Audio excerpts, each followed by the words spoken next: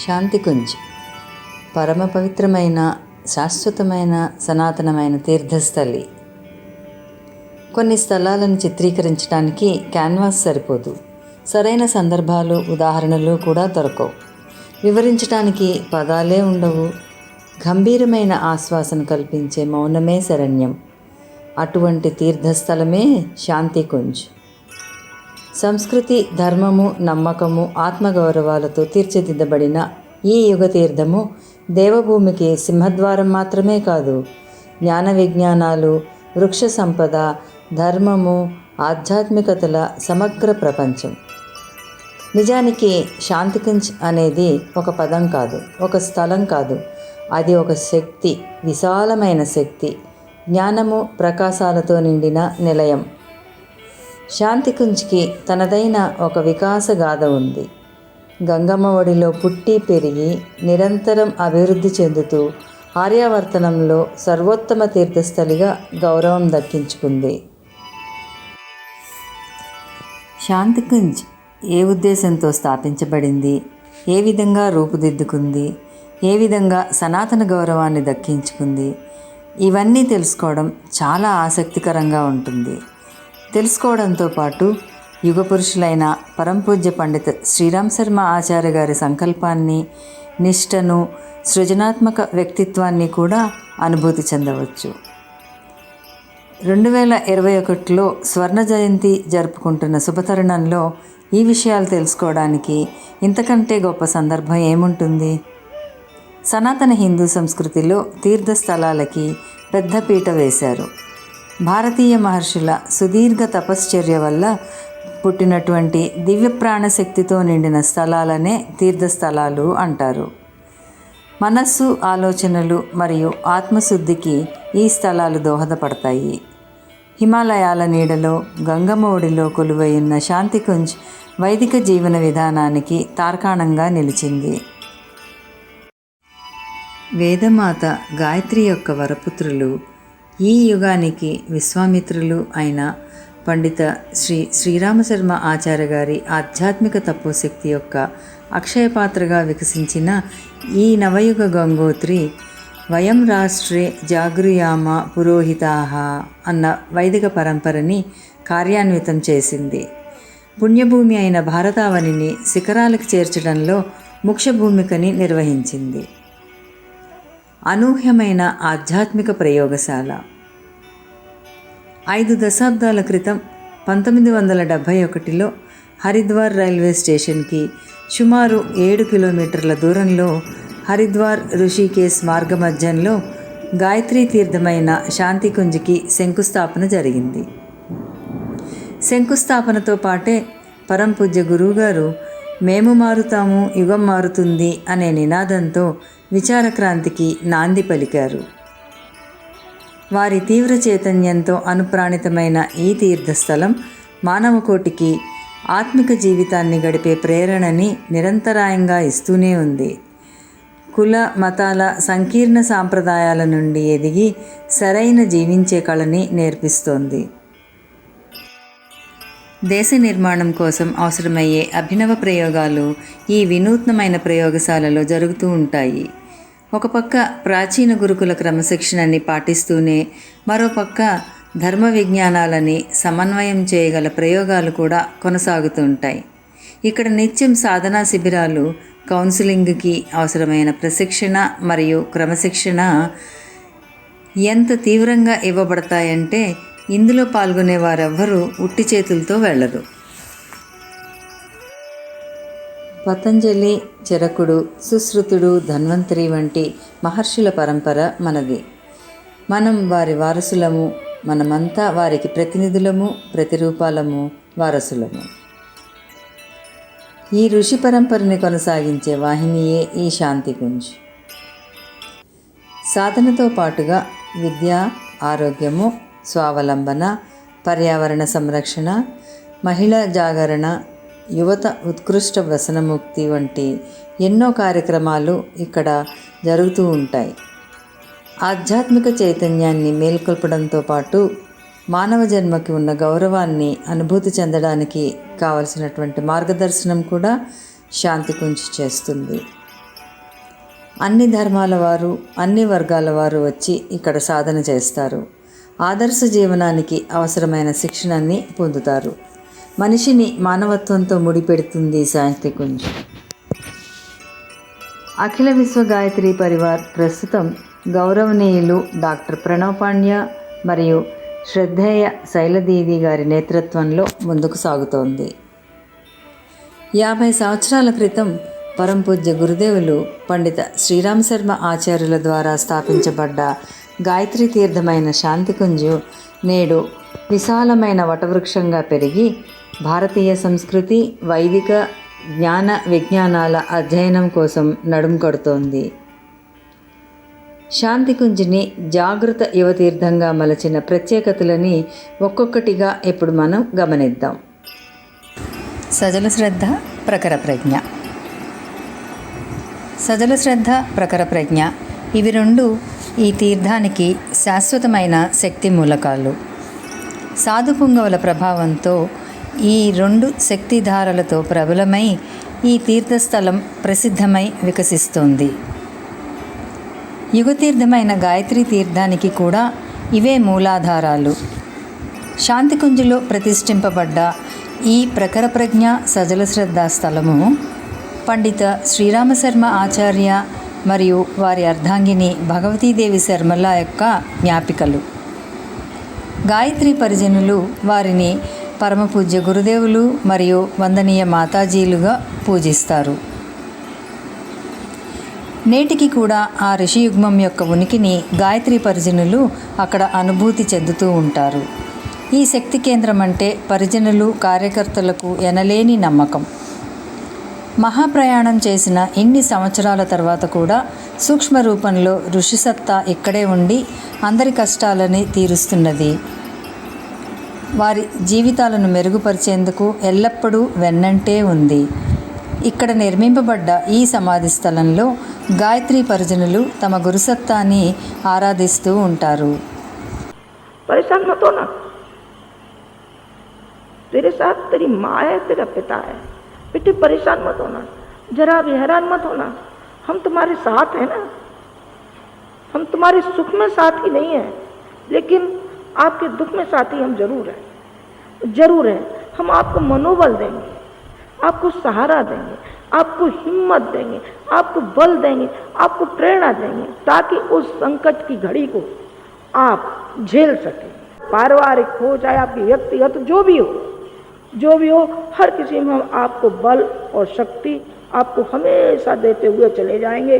अभी भी दे रहे हैं और आगे भी हम नहीं भी रहेंगे तब भी आप आना यहाँ, आपको आमंत्रण है। जब आपने पल्ला पकड़ा है तो छोड़ना मत इसको, फिर आप आना और वही प्रेरणा, वही शांति और संतोष और शक्ति और भक्ति आपको मिलती हुई चली जाएगी। आप अखंड दीपक को प्रणाम तो करना और उसमें देखना कि गुरुजी माताजी दिखाई पड़ते हैं कि नहीं पड़ते, और शांति कुंज में आना, देखना हर जगह आपको गुरुजी माताजी दिखाई पड़ेंगे, आपको दिखाई पड़ेंगे। అనాదిగా భారతదేశం అత్యున్నత మనోవైజ్ఞానిక మూల్యాలకి నిలయంగా ఉంది. సమాజంలోకి ఆ విలువలు నాటుకోవడానికి ఋషులు యజ్ఞానికి ప్రాముఖ్యతనిచ్చారు.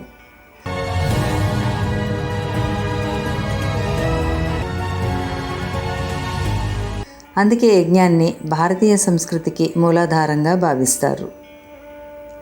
వైదిక సంస్కృతిలోని ఈ యజ్ఞీయ స్వరూపం శాంతికుంజులో సాక్షాత్కరించి దర్శనమిస్తుంది. గాయత్రి తీర్థంలోని యజ్ఞశాలలోని గొప్ప విషయం ఏంటంటే, హిమాలయాల నుండి యుగ ఋషి పండిత శ్రీరామశర్మ ఆచార్య గారు తెచ్చిన అఖండ అగ్ని గత 50 సంవత్సరాల క్రితం ఇక్కడ స్థాపించబడింది. ఆ రోజు నుంచి ఆ అగ్ని ద్వారానే ప్రతిరోజు యజ్ఞం జరిపించబడుతుంది.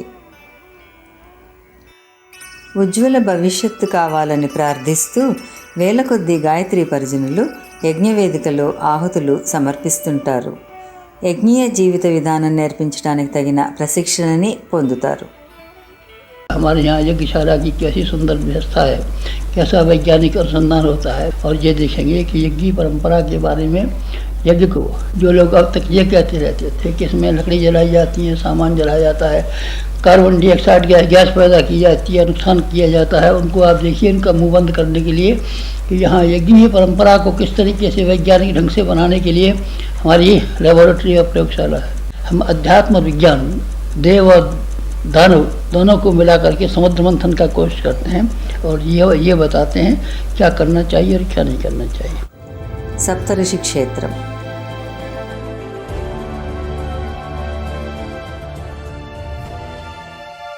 సున్సాన్ కే సహచర్ వంటి అనేక పుస్తకాలలో పరమపూజ్య గురుదేవులు పండిత శ్రీ శ్రీరామ శర్మ ఆచార్య గారు తమ హిమాలయ యాత్ర గురించి ప్రస్తావించారు. వేల సంవత్సరాల నుంచి హిమాలయాలలో తపోనిష్ఠులుగా ఉన్న సూక్ష్మ శరీరదారులైన సప్తఋషులతో గురువుగారు జరిపిన సంభాషణ వివరాలన్నీ కూడా ఇందులో వర్ణించారు. వారి ఆగిపోయిన పనులన్నింటినీ సప్తఋషులు గురువుగారి భుజాల మీద వేశారు. వాటిని కొనసాగించడానికి తగిన నిర్దేశాలను కూడా ఇచ్చారు. వారి ఆజ్ఞలను శిరసావహించి ఆచార్యుల వారు హిమాలయాల నుండి తిరిగి వచ్చి ఆ పనికే తమ ప్రాణాలను సైతం పణంగా పెట్టారు. इसकी परंपरा की स्थापना भी यहाँ की है, इसकी मूर्तियाँ और प्रतिमा भी यहाँ बनाई हैं और मूर्तियों और प्रतिमाओं के बनाने के अलावा यहाँ सबसे बड़ा काम किया है कि वो लोग जो काम करते थे उस किए हुए काम को हमने किसी न किसी रूप में जारी रखने की बराबर कोशिश की है।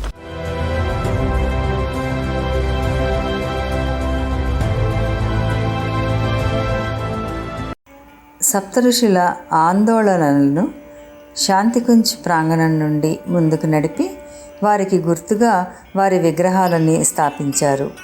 ఈ స్థలాన్ని ఆశ్రమంలో సప్తఋషి క్షేత్రంగా పిలుస్తారు. ఆ ఋషులందరూ సూక్ష్మ రూపంలో ఇక్కడే ఉంటూ అందరికీ శక్తిని, రక్షణని ఇస్తున్నారని గాయత్రి పరిజనుల నమ్మకం. గాయత్రి దివ్య మందిరం.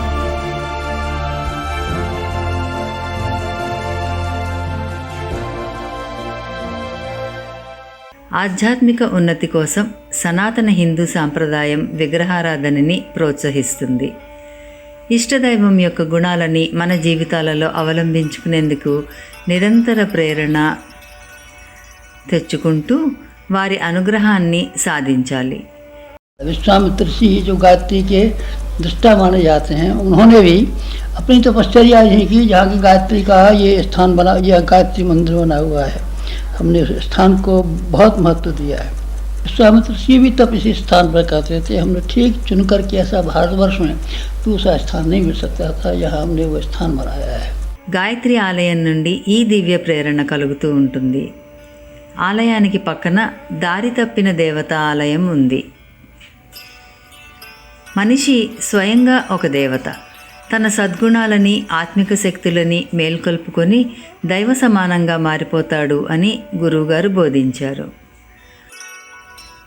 ఆలయ గోడల మీద రాసున్న సూక్తులు ఆత్మవిశ్లేషణకి ప్రేరణనిస్తాయి.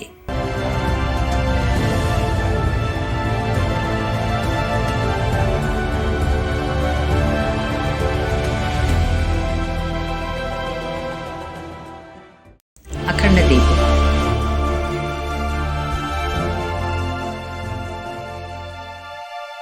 పరమపూజ్య పండిత శ్రీరామ శర్మ ఆచార్య గురుదేవులు 15 సంవత్సరాల వయసులో ఉన్నప్పుడు తమ గురుదేవులైన సర్వేశ్వరానంద గారి ఆదేశానుసారం పవిత్రమైన అఖండ దీపాన్ని ప్రజ్వలించారు.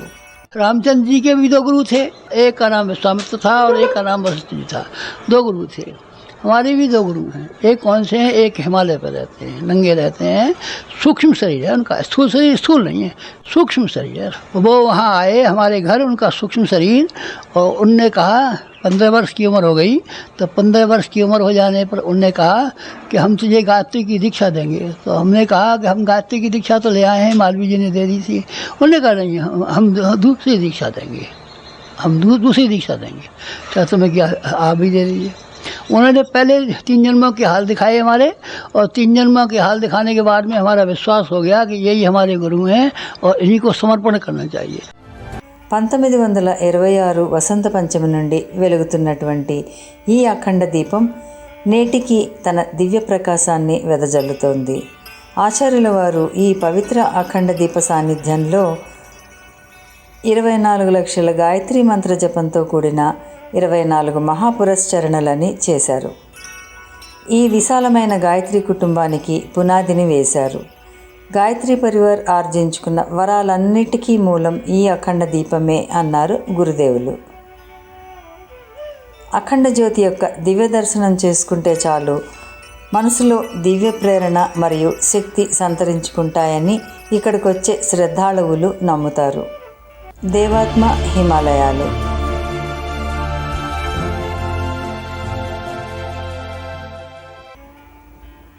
దేవాత్మ హిమాలయాలనేది శాంతికుంజ్లో స్థాపించబడ్డ ఒక వినూత్న కట్టడం. ఇక్కడ దేవభూమిలోని 4 ధామాలు, పంచప్రాణులు, పవిత్ర యమునాధారలు మొదలైన వాటి యొక్క మనోహరమైన దర్శనం మనకి కలుగుతుంది.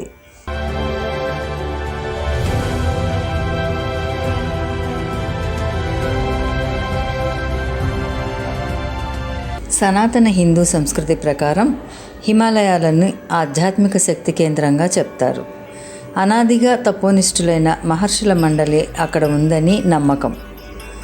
అందుకే జిజ్ఞాస ఉన్నవారు, ఆధ్యాత్మిక పదంలో ఉన్నవారు ఎప్పుడూ హిమాలయాల పట్ల ఆకర్షితులవుతారు.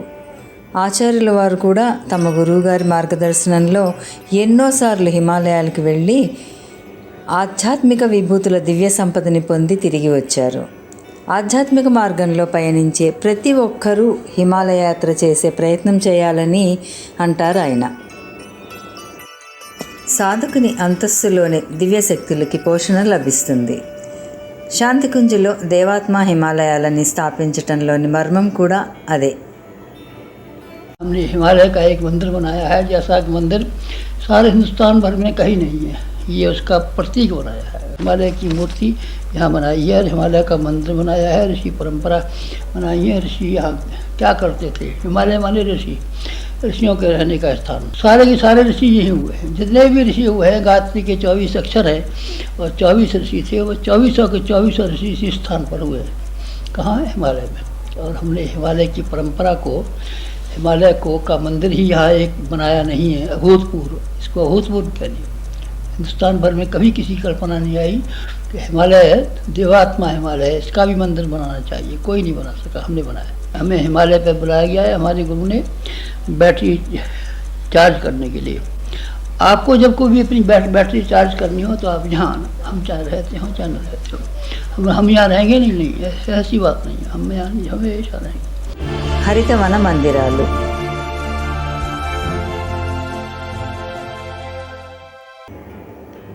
ఈ ప్రత్యేకమైన హరితవన మందిరంలో దేవతల విగ్రహాలు కాకుండా రకరకాల మొక్కలు ఉంటాయి. ప్రకృతిలోని వైవిధ్యాన్ని తెలపడంతో పాటు భూమిని సస్యశ్యామలంగా ఉంచాలనే ప్రేరణ కూడా కలుగుతుంది. ఈ ఆలయాన్ని దర్శించే ప్రతి ఒక్కరికి ఒక మొక్కని ప్రసాదంగా ఇవ్వబడుతుంది. దీనిని తరు ప్రసాదం అంటారు. 1970లో పూజ్య గురుదేవులు స్వయంగా దీనిని నిర్మించారు. జనజాగృతి కేంద్రాలే నిజమైన ఆలయాలు కదా. హరిత ఆలయం స్థాపించడానికి కూడా ఇదే కారణం. పలు క్షేత్రాలలో దొరికే దుర్లభమైన అరుదైన వనస్పతులు, మూలికలు ఇక్కడ పెంచబడతాయి.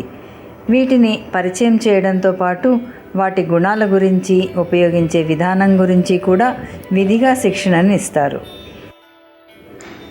ఈ విధంగా తేలికగా లభించే మూలికలతో అతి తక్కువ ఖర్చుతో ఆరోగ్యంగా ఉండవచ్చని పరిజనులకు అర్థమయ్యే విధంగా చెప్తారు.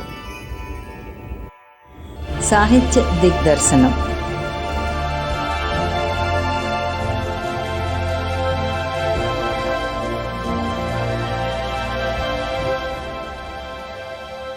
మంచి పుస్తకాలు ప్రాణమున్న దేవతామూర్తులు అంటారు పరంపూజ్య గురుదేవులు.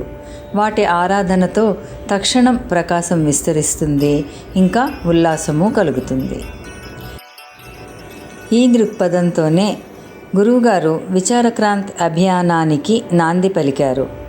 తాము లేకపోయినా గాయత్రి పరిజనులు తన సాహిత్యంలో తన నీడని చూడమన్నారు గురువుగారు. 80వ సంవత్సరంలో తన జీవితంలో గురువుగారు తన బరువు కన్నా ఎక్కువ సాహిత్యాన్ని రచించారు. व्यास परंपरा को अगर आपको कहीं देखने का हो तो आप केवल यहाँ देखिए हिंदुस्तान में आकर के, और कहीं नहीं आपको व्यास परंपरा मिलेगी. 18 पुराणों के भाष्य की है, वेदों के भाष्य की है. ఆ సాహిత్యాన్ని సంక్షిప్తంగా అర్థం చేసుకోవడానికి వీలుగా దేవ సంస్కృతి దిగ్దర్శనంలో చిత్రపటాలు కూడా ప్రదర్శించబడ్డాయి. ఇక్కడ హిందీ, ఆంగ్లంతో పాటు అనేక ప్రాంతీయ భాషలలో సుమారు 3200 పైనే పుస్తకాలు ఉన్నాయి. అన్ని రకాల పరిస్థితులలో వివిధ రంగాలకు చెందిన వివిధ ధోరణులు కలిగిన వారందరి సమస్యలకి పరిష్కారాలు వాటిలో ఉంటాయి. परम पूज्य गुरुदेव ने ये कहा था कि मेरे विचार मेरे साहित्य में छिपे हैं और मेरा विचार जो है वही मेरा शरीर है. तुम लोग अगर ये मान लो कि मेरे विचार के रूप में मैं मौजूद हूँ तो मैं अनवरत समय तक मौजूद रहूँगा. गुरुदेव हमारे जीवन में कैसे आएंगे, तो गुरुदेव को जीवन में लाना है तो उसका एक ही तरीका है कि इस साहित्य को हम घर घर पहुँचाएँ और हम स्वयं पढ़ें नियमित रूप से. బ్రహ్మవర్చస్ శోధ్ సంస్థాన్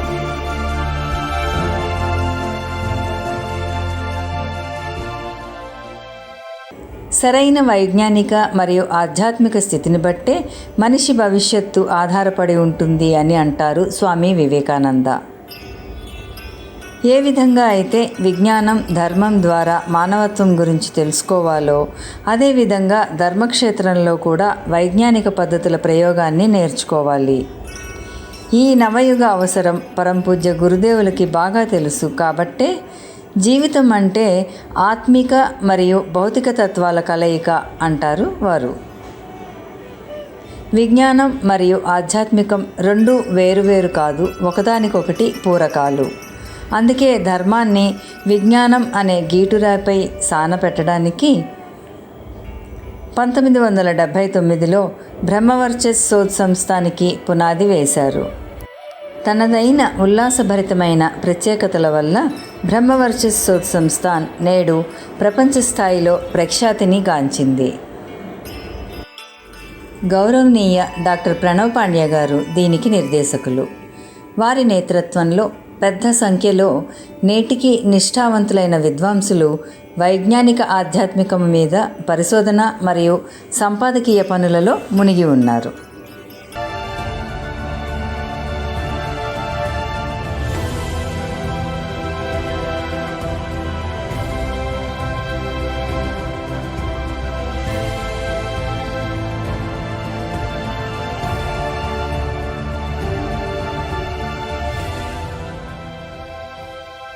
ఈ సంస్థాన్ సాధించిన విజయాలలో అన్నింటికన్నా ముఖ్యమైనది యజ్ఞ విజ్ఞాన పరిశోధన. యజ్ఞం నుండి వచ్చే శక్తి, మంత్రశక్తి మరియు ధ్యానం వల్ల సాధకుని మస్తిష్క తరంగాలలో జైవ విద్యుత్తుపై పడే ప్రభావాన్ని అధ్యయనం చేసే పరిశోధన చేస్తారు. దేవ సంస్కృతి విశ్వవిద్యాలయము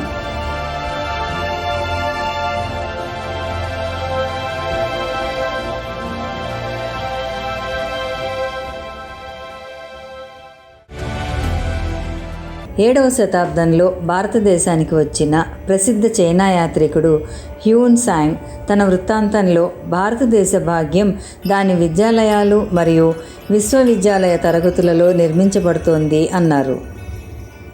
పరమపూజ్య గురుదేవులు కూడా దేశ యువకుల భౌతిక సామర్థ్యంతో పాటు నైతిక, సాంస్కృతిక మరియు మానవీయ మూల్యాల చైతన్యం కూడా వికసించాలి అన్నారు.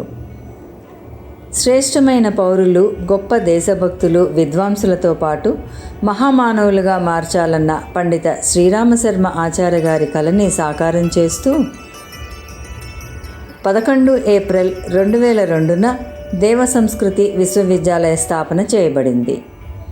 ఇక్కడ కేవలం డాక్టర్లు, సైంటిస్టులు, వకీళ్ళని, ఇంజనీర్లనే కాక ఉత్తమ చరిత్రతో కర్తవ్యపరాయణులైన నైష్ఠికులను రూపుదిద్దుతారు.